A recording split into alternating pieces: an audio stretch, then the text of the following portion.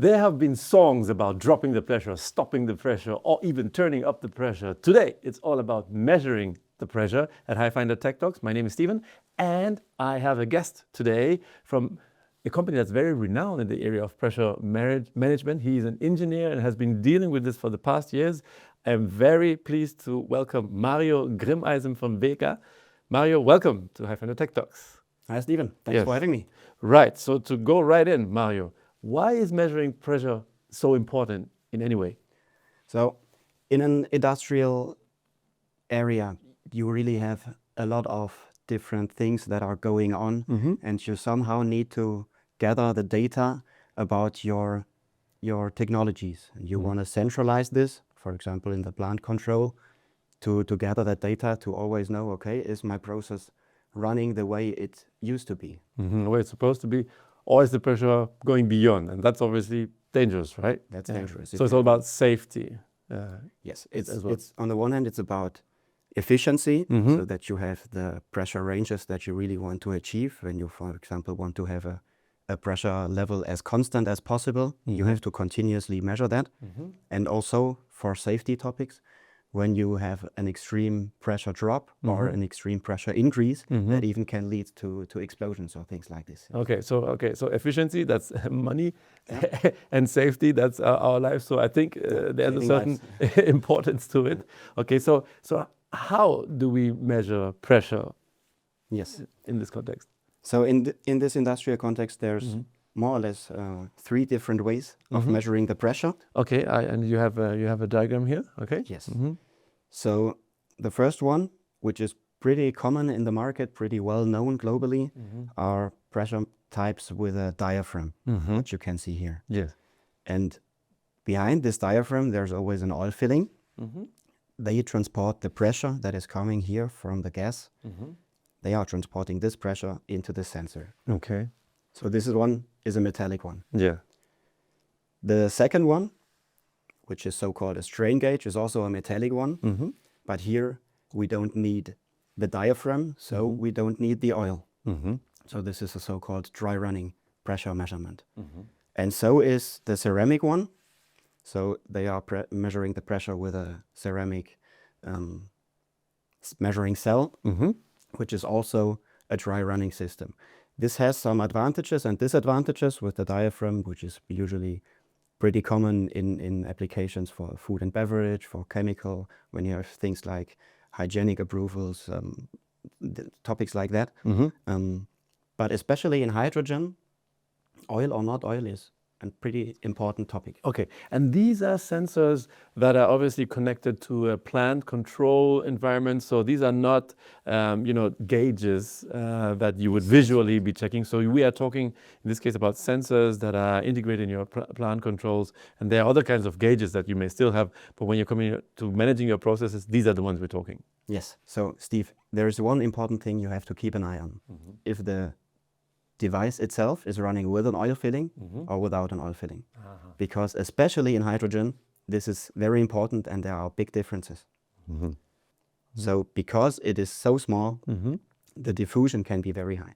So the diffusion rate of hydrogen is the highest of all elements. You mean through materials or into materials? It can diffuse through, or it can penetrate through material or into material. So hydrogen embrittlement is also a topic. So it can break up the structure of the metal, for example, and then it's losing its mechanical abilities. Yeah, we have talked about that quite a bit in this channel on various other topics, safety and so on, that it kind of goes into the material and then changes the properties of the material. Yes. So diffusion is really a big topic in that case. And that device with an oil filling, which is very well known in the market, has a special disadvantage. So you see that over there? Yeah. This is the diaphragm, what you can see here. Okay. And this diaphragm is very thin. Okay. So this is the diaphragm that's sitting here. This is what it and this is a sort of a cut view of the actual sensor here. Yeah. Okay. And this is sort of corrugated here. Has these waves. A stainless steel. Stainless steel. Okay. 316L. Yes. Okay. And because it is so thin, the hydrogen can penetrate through this diaphragm and will then lead to a blow up of the oil. Okay. So then the device doesn't look like this anymore. It looks like that Ah, after a certain amount of time. all blown up. Yes, when you don't have an eye on that in the hydrogen business, you will not stay happy with the device. Okay, so this is blown up oil here, and that obviously changes Yes. the reading here. If you can just briefly come back to that. So how does this actually work? You have the hydrogen or the medium on this side, and then this is oil. The medium is over here, Yeah. and when the pressure is increasing here, the oil filling is transporting the pressure to the pressure sensor. We will get more into details about this pressure sensor later on. Okay. So all of these ones that have the oil have this problem. Yes, they do have this problem, but there's also a solution for that. All right. So when we have a closer look on this diaphragm here, Yeah. on the right-hand side, we can cover this with a gold or a gold rhodium coating. So gold is very good in their structure against diffusion with hydrogen. Okay. So Okay. when we cover this with or when we coat this with a gold or gold rhodium coating, the diffusion is really extremely lowered down. Okay. So this means that the hydrogen could then not diffuse into that, and that kind of protects that whole area. Okay. There's much less diffusion. Much less. There is never no diffusion. Ah, right. Okay. But you're reducing it by a factor or 100 or something like that. Okay. All right. It's a big difference. It's a big difference. Okay. But of course, we know gold is expensive. Yeah. Currently, the price is going up, I think. Yeah. So as you remember, there's also dry running measuring systems without an oil fitting. Okay. They are much more cost efficient in that case. Okay. So that's how they look like. There's also one metallic one and one ceramic one. The difference mainly is the measuring range. So the metallic device, the strain gauge, is running from a measuring range from 100 bar to 1000 bar. Okay. And the ceramic one, that runs from 0 to 100 bar. Okay, so rather 0 to 100 here, rather lower pressures. These ones a bit higher pressures. Okay, Yes. okay. Up to 1000 bar. Yeah. I see you brought some with you already. This Yes, is I how they did. look. This is how they look in real. So this is, yes, this is how it looks in general. The housing more or less is always the same. They always look the same in our devices, so also for level or other principles. And then this part is always different. Okay. This part is always different. Depending So on what we see here is a typical thread version with the ceramic measuring cell. But this could also be exchanged with that one. Okay, so you could actually you could put this on this. Basically, you could just take this off and put that in, kind of. More or less, yes. More or less. Okay. So this is just the same part. Okay. But in that case, this is the metallic version. Okay. All right. Okay. Strain gauge. And how do they work now? Yes, let's go more into details about the strain gauge first. Okay. Strain gauge, that one is. Yes. Okay. So as already mentioned, those are for the higher pressure ranges. Yes. So what applications are that actually? What do they look like? In hydrogen, for example, compressors. So Okay. hydrogen is very light. The density is very low. Yes. So to increase the energy density, Yes. you Yes. need to compress it to Yes. make it more efficient. Yes. Yes. So, and those compressors usually in hydrogen, they run up to 750 bar. So that device can easily cover that pressure range. Okay, so this would be like your typical compressor setting here, and then you can already identify your Yes, your this is an devices. example. Those are the compressor units, Right. Yes. and we are measuring the pressure in the pipes here. In the pipes. Okay. Okay. And then you have that. Okay. So that's sitting basically in that. Yeah. In that circuit there. Okay. Right. And when we successfully compressed it on, for example, 750 bars, we need to store it to make it available for further steps in the industry. Yes. And there's also logically a pressure range usually up to 750 bar, which looks more or less the same for the device itself. It's the same. It's measuring hydrogen as a gas at the range of 750 bars. Okay. So applications in compressors and in storage. Yeah. I'm interested to see how it works inside. Inside the sensor. Yes, let's have a closer look on that. Okay. So we have already seen this part here. So when we cut this one in half, So this is sort of That's like exactly this this view, one. okay? So Yes, this is kind of like that entrance We have- there. We have the thread here Okay. and the strain gauge here Yeah. and the opening. And this is just the opening. So the medium, the hydrogen is crawling or creeping in Yes. up into here. All right. Yes. Okay. All So right. the hydrogen gas will fill up this area here Yes. and will also fill up this area. Yeah. This part is called the pressure cylinder. Okay. So this is a zoom of that. Okay. And so you have hydrogen in here. We have hydrogen in here, yes. Right. And so those blue ones, those are the actual strain gauges. Those are resistors. And depending on how much pressure is coming into the pressure cylinder, the cylinder starts to bend. And due to the bending, those resistors change their resistance. That's how we measure this pressure. Okay. So higher pressure obviously will lead to a sort of a higher dome. To a higher bending. Yeah. Higher bend, okay. And when the pressure drops, it comes back to being flat. Yes. Sort of, okay. And then this changes the resistance. And then, okay, that's why you have these electronics here, more or less, okay. Yes. Sitting there. And then we give this out, for example, with 4 to 20 milliamps signal to the plant control. Okay, so, but that means the whole high pressure is also, sort of pushing on this. Aren't you afraid that this will break? No. This is made out of algae, so this is really a hard metal, hard material. And because it is so hard, it is especially made for high pressure. So you couldn't measure with this device, you couldn't measure from 1 to 2 bars, for example. Okay, all right. So those are really for high pressure ranges. Okay.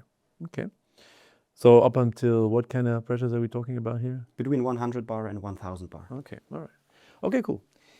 Perfect. Well, let's go on. You said there were more as well. Yes, of course. So much about strain gauges and the really high pressure applications like storage or compression. But before we can compress the hydrogen and store it, of course, first of all, we have to produce it. So one example is an alkaline electrolyzer. There's a lot of measurement ongoing, like the continuous level measurement. Okay, so that's why you have these. Okay, these are level sensors. Yes, okay. and also differential pressure measurement between the stacks. Right. And the topic of today is a pressure measurement. So they are actually measuring the overpressure in those tanks. Okay, so this would be which one? This one? No, this would be the ceramic one. The lower pressure one. Yes. Okay. So usually you have pressures less than 100 bar, so you can go to the ceramic device. Yes. Okay, so that's on stacks and also on pipelines. On pipelines. Pretty easy, typical application. Okay. Yes. So here you measure the pressure, differential pressure, and these are level ones. Yeah. Yes. Yeah. So and these are lower pressure ranges below. Yes, 100 between bar. 0 and then 100 bar. Okay. And what they do in the alkaline electrolyzer is we want to keep the pressure as stable as possible to have the process running as efficient as possible. Okay. All right. Okay. Another pretty simple example is the hydrogen pipeline, hydrogen network, or you also have this on short terms in the electrolyzer, for example. Yeah. So there you usually also have lower pressures. Yes. And then the ceramic version is definitely the way to go. So this would be a ceramic sensor that's sitting. Yes. In this case. Okay. Yeah. Mario, can you tell us a little bit more the details of how this one works? Because we've understood how the one with the diaphragm, with the oil works. How does the ceramic one work? Yes, of course. Yes. So when we cut this device here in half, we will have a closer look on that. So you see, this is the actual ceramic measuring cell. Okay, that's this thing. Yes, Yeah. and this is fitted into the process connection. Yeah. Of course, ceramic, we can't weld together ceramic and stainless steel. So we need some sort of a sealing. And what we do here is a double sealing with 2 O-rings. And those are also there to block the diffusion, to have the diffusion as less as possible. What kind of sealing do you use here? Because you would also have the hydrogen challenge in that sense. Yeah, there's several types. Usually you say the first one is for chemical resistance, the second one is for diffusion. In hydrogen gas, we both use for diffusion because there's no need for chemical resistance, and that would be FKM. So this is an elastomer. Ah, okay. All right. Okay, and how does the actual measuring then work? Yes, so let's have a closer look into this ceramic measuring cell. What is actually happening there, the most important part is here in the center. What you also can see here. Okay, yeah, you brought it with, yeah. And we have the ceramic base body and the ceramic diaphragm here. I think we just bring it a bit closer here. So these two are sitting inside And here. it looks like this. Yeah, what are we looking at? Okay, so this is the part we're looking at. Yes. Okay, this that's is that that. part. Okay, And and that kind of sits behind that. Okay, that Correct. kind of sits behind that like that. Okay. The base body sits behind that. Okay. And there's And this is this part, that's this part, yes. and this other part is this one here Yes, in front that's of the it. diaphragm, that's Okay. the base body. Okay, right. Okay. Diaphragm, base body. Okay. Yes. And when we fix this together, we fix it with a glass seam, which has an advantage because glass is harder than metal. So Yes. we have a higher factor overload if you have a pressure push or something. And what's actually happening then is these two parts are building a capacitor, a parallel plated capacitor. So that's gold coated, but don't mix things up. This is not gold coating for diffusion. This is gold coating to have that capacitor. And what happens then is when the pressure is increasing, Okay, so this is like On the the diaphragm. side view of this, yeah? Yes, So this this is is- your this is the diaphragm, the base body which you again. can see from here. Yeah, okay, and this is that diaphragm part. Okay, so this is that top part Yes. here, this one here. And if we can just do that, you can just hold that here. Yes. This would be diaphragm. Diaphragm and base body. Okay, okay. And so, and this guy, this diaphragm then bends through, okay? Yes. And when the pressure is increasing, Yeah, the distance between the diaphragm and the base body is decreasing. yes. And then the capacitance is increasing. All right, okay. So that's how we measure the pressure in that case. And as you can see, there is no need for an oil filling, so it's a dry running system. If there is, or yeah, of course, there is always a little bit of diffusion, but that just doesn't affect the sensor. Okay, it doesn't affect the sensor. Yes. Okay, yeah, because anything that diffuse can escape basically through that's that side. Okay, so this is like an escape path here, and these are your electrodes for the sensor. Yes, those are the pins. The pins, yeah. They lead to the Yeah. to the power supply, Yeah. to the electronic part. Okay, Yes. I see you. This is the capillary, Yeah, which leads to the filter. yeah. So we have a relative pressure measurement. Okay, understood. Okay, so here it is in its assembled form. Yes, Okay. Oh yeah, here the capillary. capillary and the pins. Yes, Okay. Perfect. Okay. And that's it. That's how that works. that's how a ceramic pressure device works. Yes. So okay, so now we have the overview again. This is for higher pressure. This is for higher pressure from 100 to 1000 bar, the strain gauge. Yes, strain gauge. Okay. And this one is for the lower pressure. Yes, Or for from hydrogen. Okay. 0 to 100. Okay, and that will obviously give us the needed safety and efficiency. That we Yes, of talked course. about earlier. Mainly it's more cost efficient because you don't need the gold coating. Yeah. So they are dry running, and if there is diffusion happening, it just doesn't affect the sensor. Okay, so Mario, just one last thing, and after we've seen all this overview, is like, so anyone wanting to choose now the right sensor, what can you give one or two hints on what they should consider when choosing? Yes, of course. So there's two things that are most important to select the correct device in general. Of course, the pressure range, Yes. but also the temperature range. Temperature. Okay. So in temperature ranges from minus 40 to 150 bars, from 0 to 100 bar, the ceramic measuring cell is definitely the best way to go Okay.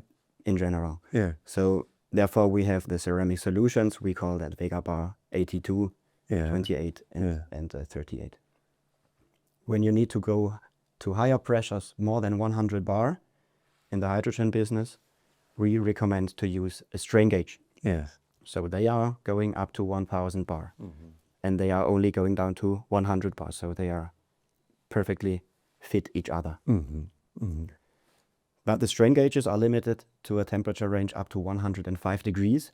So there is a little spot where you have to use the gold rhodium coating or the gold coating.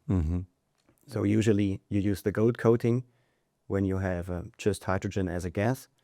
But when it's especially heated, for example, more than 100 degrees, then we recommend the gold rhodium coating because the rhodium is, on the one hand, working as an additional protector for the gold, because gold is very soft. Yeah. But it's also an additional diffusion blocker. Yeah. But it's expensive. But it's expensive. Yeah. Yes. Okay. But with that one, up to 600 bar, you can reach higher pressures than only with the strain gauge. Okay. So if you want go to higher pressures and wide temperature range, obviously that's the gold one is the way to go. Yeah. Yes. But you're gonna have to pay for that. Yes, more or less. And When then- you have to use an oil-filled version Yes. because of the conditions, then you have to go for the gold coating in Okay. hydrogen. Okay. But otherwise you can go for other variants which are probably a little bit less expensive, but also equally robust and safe. Yes, right? definitely. Okay. What makes these things so robust and safe? Well, for the ceramic measuring cell, it's mainly ceramic is very hard, so it's very good against abrasiveness. So when you have particles in your gas or in your liquid, and they are pushing against the diaphragm, it would immediately damage the diaphragm, because it's very thin, and it would be damaged pretty fast. Yeah. So therefore, also the ceramic part is very good. But as mentioned, they are limited up to 100 bar. So above the metallic one is the way to go. Okay. Right. Mario, I think this is great. We've had a great overview. So now we know how to measure hydrogen pressure safely for efficiency. Can you give us an outlook on how this is going? I mean, I think this, the diaphragm has been around for a while. Any developments on the horizon? Where is this technology going in the next 10 years? Yeah, so of course there will be more steps in terms of accuracy, temperature range, pressure range, but we are already on a good level there in the general market. I think the bigger steps will be in the intelligence, in the communication. So also things like the digital twin or wireless devices that's already on the market, that's already there. But I think there will be even bigger steps. Okay. I mean, obviously these are already connected to the systems that you have there. And so being connected is the key, I would say. So that's already okay. Well, Mario, thank you very much for explaining this to us and giving us an overview of how to measure hydrogen pressure safely. Oops, even when they fall down. Anyway, thank you for watching, and I hope you've had some insight. If you like this, give us a like, and you can get into contact with people like Mario on Hyfindr.com, where you find all kinds of equipment related to hydrogen and the things that you can build with it. Thank you for watching. Thank you, Mario. Thank you, Stephen. Yeah, and have a wonderful day. Thank you.